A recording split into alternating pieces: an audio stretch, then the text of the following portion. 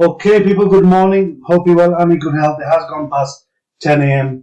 and it started the 4th of November. And today we are basically sharing a project that we've been working on since the start of 2023, which was entitled Our Heritage, which is all about South Asian heritage from people who migrated from, the subcontinent over the last 5 decades or so to the United Kingdom and their experiences. So it is open expo today, so we will have people dropping in and out. So if you are online, don't forget to say hello. If you have any questions, you can put them in the chat. So today's lineup, we have an introduction by myself in terms of the actual organization running the project, Community Horizons Global, CHG for short. And then shortly we have a presentation from Dr. Mullik, who basically led on the research element and part of the project, which looked at conducting qualitative interviews with a number of people and trying to get more in-depth knowledge and information and capturing some of those things that basically have, occurred over the last several decades with the experiences that people have had in that time period. So that'll be at 10:15, and then we've got our artist Javed Siddiq, who created an art piece which basically signified our kind of topic and the genre that we were looking at later this morning around 10:45, and then we have a short break, and then around 11 o'clock we have Mohammed Shiraz, who is a community development worker, who's going to talk about his experiences in terms of migrating here, his family, and so on. And then that'll be followed by another short break, and then at lunchtime at 12 o'clock to 12:45, we have Dr. Iqbal from Birmingham, who will be discussing some of his research and experiences, and that'll be followed by at 1 p.m. Joe Malowski, so he'll be talking about his experience in creating the documentary and the website for the Our Heritage project for us, and then later after that, basically we'll have the project documentary premiere, so we'll be able to watch it and check it out. Like I said, there are people coming in and out during the day, so we'll look out for any questions we get. And this project was kindly funded by Our Heritage, and we'd like to thank all the nationality players for supporting this type of work. Okay, so a quick overview of our organization. So my name is Majid. I am the founder and director of Community Horizons Global, CIC, based in Manchester, northwest of the UK, and also down south in London as well. So we've been running for several years, and we've done a lot of different kinds of projects, and we have a track record in terms of past experiences that covers or spans the space of a couple of decades or so. And we've done a variety of different kinds of projects in terms of the third sector as a whole. So I'll just quickly go to the About page just to give an idea a little bit more about, what we've been doing and the work in terms of that we've been developing over the last few years. Okay, so once it's loaded up. Okay, so basically we are a CIC, which stands for Community Interest Company, and we've done a lot of work on the youth and community sector.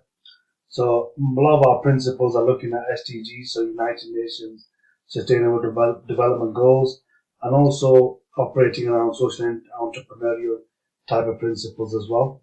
So the idea behind the creation of the group was to work with grassroots communities, look at facilitating empowerment, providing a platform for community members to be heard, and moving towards social change over a period of time, maybe through incremental steps in terms of trying to facilitate empowerment for youth community members, also providing a platform for people to air their views and talk about things that matter to them, and ultimately trying to create some sort of social change which can have a positive impact in society.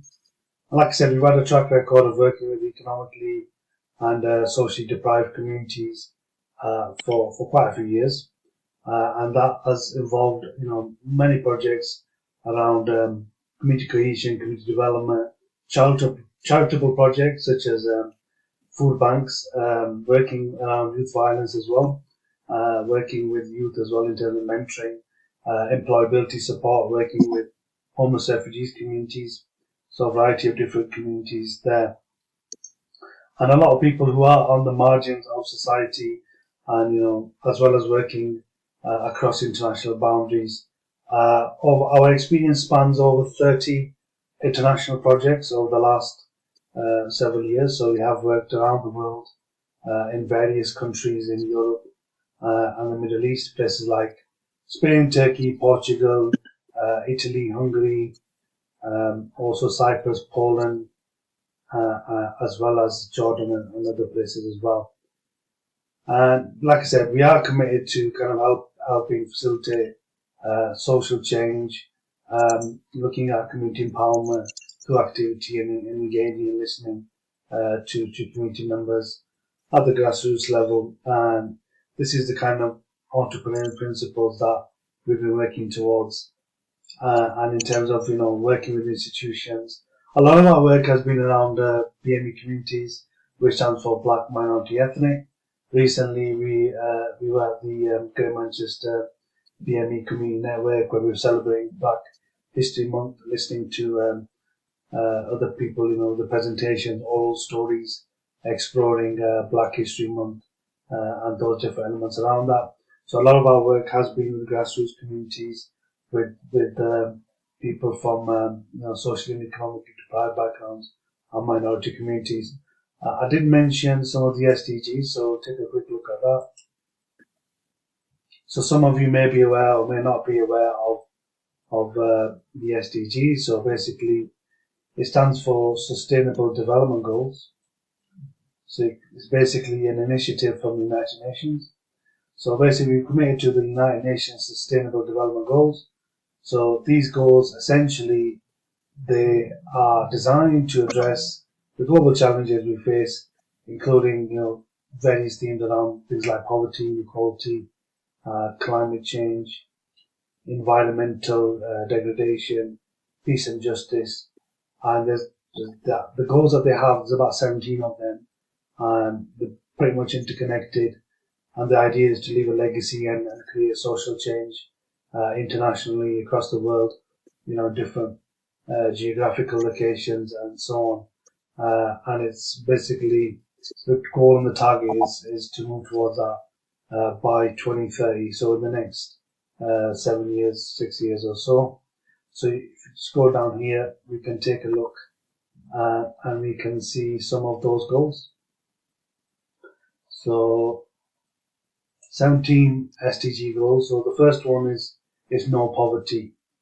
In terms of all these goals, obviously, whether it can happen or not is something that we have to be optimistic about. But these are the aspirational goals I think that people want to move towards across the third sector and around the world. So no poverty in the essence that the United Nations SDGs are looking at reducing the amount of poverty that exists around the world. So, there's even poverty in, for example, the United Kingdom. So we have absolute poverty and relative poverty, which are terms that are used. So nowadays, even, with the cost of living crisis, some of you may be aware of, inflation, the economy. You have, people who might be working, for example, part-time or less hours on lower wages, but they still might be on welfare because they're not able to, fully provide in terms of the prices of the cost of living. So we had the energy crisis, for the last year or two here in the UK, and that obviously has affected energy prices and energy availability around the world in terms of gas and oil. Various geopolitical, international things that have been happening, has affected that. Another goal is zero hunger. So food poverty, we have seen it actually directly. We ourselves, a couple of years ago, delivered a project during the pandemic around, food parcels. So we were able to, purchase a large amount of food and then get some volunteers to help us pack the food boxes and then basically deliver them to a local soup kitchen. And then, we had people like refugees, asylum seekers, and different kinds of people, homeless people, and other people just generally who live in the area that needed support would access those food parcels right here in the UK. So across the world, we see that as well in different countries and continents. People are affected in different ways. So food poverty is quite a strong issue at the moment, and we want to work towards reducing that the best we can. So health and well-being. So we have mental health and well-being challenges as well. Um, so a lot of people are suffering from that. So for the last several years, we've been looking at mental health and well-being, and the way we've been tackling it is through walking groups. So basically, walk and talk, essentially walk around the countryside or the local community with a small group of people and start to talk about different elements around life, just general kind of things that are happening with people, and then seeing how things are, and just trying to kind of support each other in that social sense, which has been great. Then you've got things like quality education. So the SDGs are looking to build on quality education. Then you've got things like gender equality.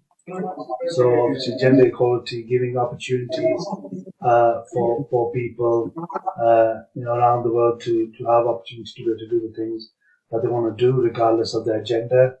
Clean water sanitation is still a big problem, clean water. So, if the water's not clean and there are kind of like, germs or different kind of biological elements in there that are harmful to the human, that can cause a lot of, illnesses and diseases, and it can actually lead to death as well. So water, clean water and sanitation is important to try and provide to those that need it around the world. Affordable and clean energy, like I mentioned, clean energy again is important as well. And then work and economic growth, industry, innovation and infrastructure, reducing inequality, so trying to have a world where people are equal and they have the opportunity to do the things that they want to do in life.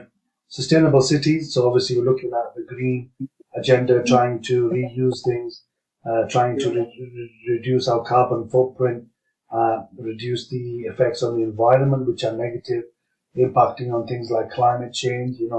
We've seen the weather drastically changing in different places. You've seen typhoons, hurricanes, all that kind of stuff happening around the world, more and more natural disasters happening as well. So, and then you've got things like, peace and justice, partnerships and so on. So that's pretty much an overview of the SDGs, which is something that we've been working towards. But the Our Heritage Project was something around an idea that we're looking at as elderly people were passing away in the community. So we wanted to focus on capturing some of those memories in terms of the migration of the last 5 decades or so, from those people from places like India, Pakistan, Bangladesh, basically the Indian subcontinent, how they came here, what their journey was like, and just to capture that for future generations in this Our Heritage Project, which again was funded by the National Lottery Heritage. So many thanks to them. Okay, so that was a quick overview and introduction from Community Horizons Global, who have been leading this project. We're shortly going to now pass on to Dr. Malik, who will lead into the research element.